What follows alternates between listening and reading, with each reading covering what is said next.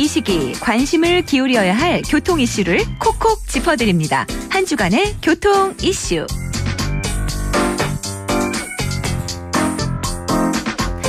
눈이 녹거나 비가 온 후에 차로 가까이 걸어가다 보면요. 차량이 고인 물을 튀기고 그냥 가버려서 봉변을 당하는 경우가 있습니다. 보행자라면 한 번쯤은 겪어봤을 피해인데요.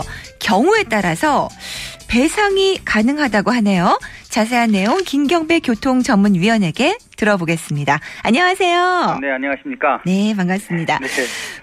빗길에 보행인을 만나면 서행하는 운전자가 있습니다. 네. 하지만 그 날이 풀리면서 곳곳에 녹아있는 오수나 흙탕물 대처 이거 정말 잘해야 되는데요. 네, 맞습니다.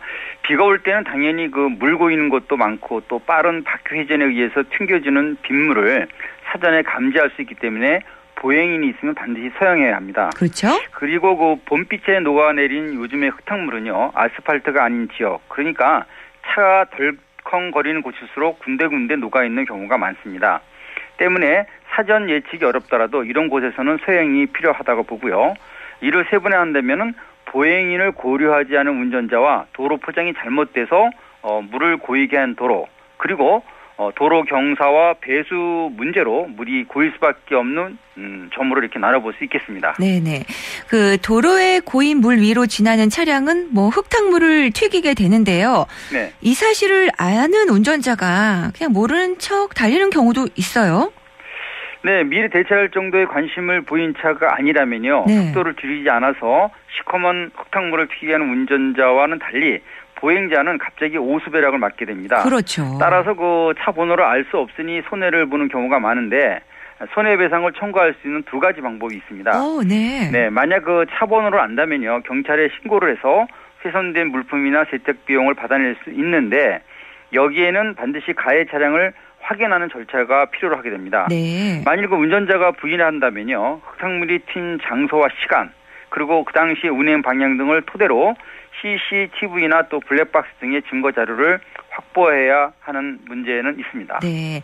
그 차 번호로 현장 피해를 보상이 어려우면 지자체 보상도 가능하다고 하셨는데요. 네. 그 일종의 도로 관리 부재 보상이 아닌가 싶네요. 네, 그렇습니다.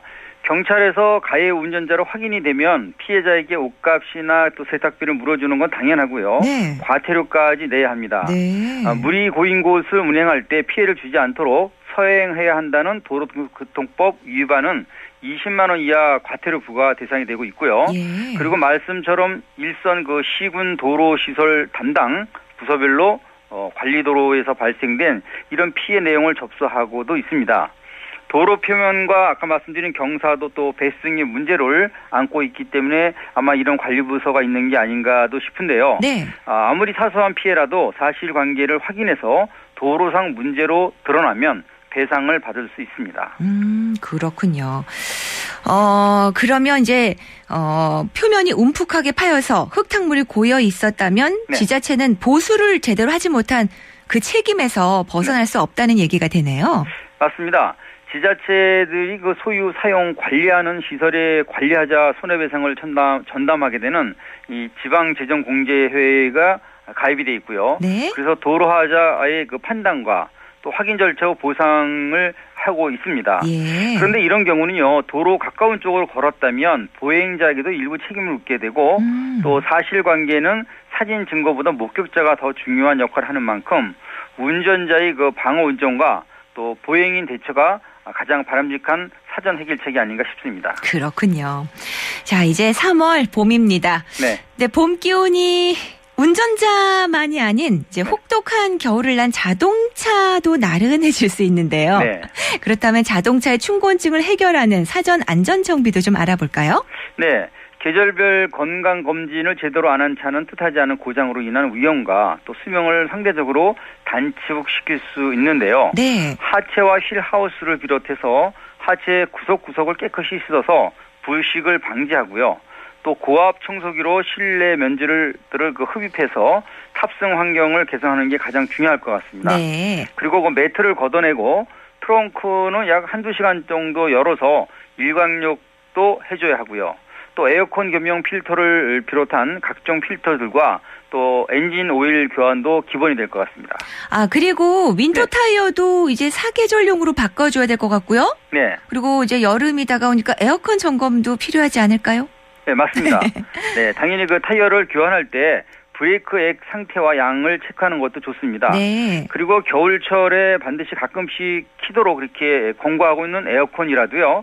성능을 반드시 확인할 필요가 있겠고요. 예. 그리고 이때 그 냉각기와 환기구에 낀 이물질도 함께 제거를 해준다면 성능 향상은 물론이고요. 건강까지 지키는 이중 대책이 되겠습니다. 트렁크에는 최소한의 물품만 싣고요. 또 발광 전멸식 안전삼각대와 차량용 소화기는 운전자 가까이에 두고 네. 또 김서림 방지제도 비치를 하면 건강한 봄을 맞을 수 있다고 봅니다. 아유, 봄맞이 아주 꼼꼼하게 챙겨주셨어요. 감사합니다. 네, 감사합니다. 네, 지금까지 김경배 교통위원과 한 주간의 교통 이슈 전해드렸습니다.